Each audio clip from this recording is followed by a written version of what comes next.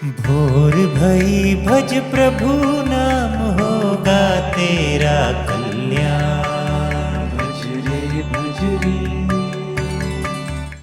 आइए सुनते हैं आज की कहानी। आज की कहानी है मुफ्त के अनार। एक समय की बात है, किसी शहर में एक धनी आदमी रहता था। उसका व्यवसाय, व्यापार और खेतीबाड़ी दोनों थे। व्यापार में उसकी कमाई पर्याप्त थी। वैसे तो धनी लोगों की और अधिक धन कमाने की चाह रहती है, लेकिन उस व्यक्ति की ऐसी चाह नहीं थी। वो व्यापार से होने वाली कमाई से ही संतुष्ट था। खेतीबाड़ी भी उसकी बहुत अच्छी थी।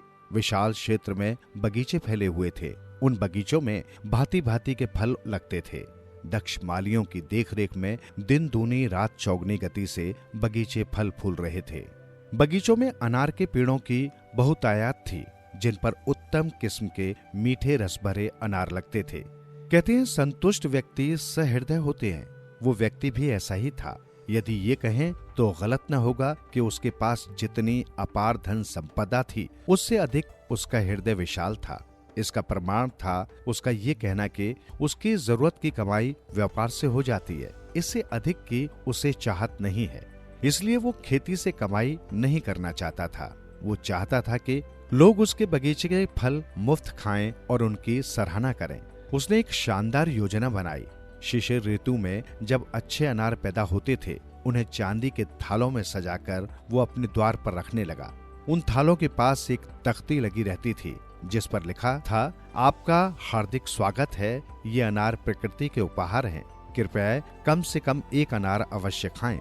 अनार आपकी तबीयत प्रसन्न कर देगा। प्रकृति का ये उपहार बिना मूल्य के सब प्रेम भेंट है। आश्चर्य की बात थी कि मुफ्त के अनार होते हुए भी लोग इधर उधर देखते, मगर अनार नहीं लेते। खाना तो दूर की बात रही, वे उन्हें छूकर भी नहीं देखते। इस तरह पूरी शीत ऋतु बीत गई। बहुत आग्रह करने पर मुश्किल से कुछ लोगों ने ही अनार खाए होंगे, और वो भी इस तरह जैसे अनार खाकर वे उबकाइयां ले रहे हों। ये देखकर उस आदमी को आश्चर्य और दुख हुआ। वो सोचने को बाध्य हो गया कि आखिर मुफ्त में अनार खाने में लोग इतनी अरुचि क्यों दिखा रहे हैं। उसने गंभीरता पूर्वक इस बात पर विचार किया। मित्र, शुभचिंतकों आदि से भी सलाह ली। तभी एक वायुवृद्ध समझदार व्यक्ति ने समझाते हुए कहा, किसी वस्तु को मुफ्त में लेना स्वाभाविक जनक नहीं लगता, इसलिए लोग इन्हें यूं ही लेने और खाने में संकोच करते हैं। कुछ लोग ऐसा भी सोच सकते हैं कि जरूर इन अनारों में ऐसी कमी है जिससे ये विक्रय के योग्य नहीं है, तभी इन्हें मुफ्त में दिया जा रहा है।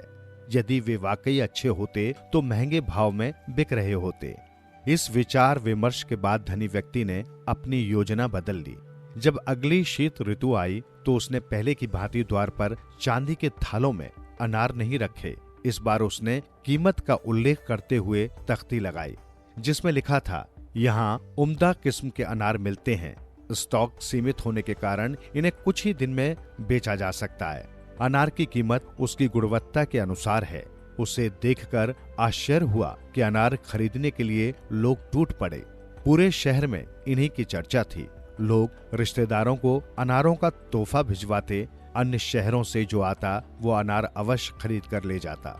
इस तरह अनार महंगे भाव में झटपट बिक गए और उस धनी व्यक्ति ने अनारों से प्राप्त धन को परोपकार के कामों में खर्च करना शुरू कर दिया। जीवन सुधरेगा, प्राणी होगा तेरा उद्धार। मन के द्वार खुलेंगे, होगा जन जन का कल्याण। भज रे भज रे।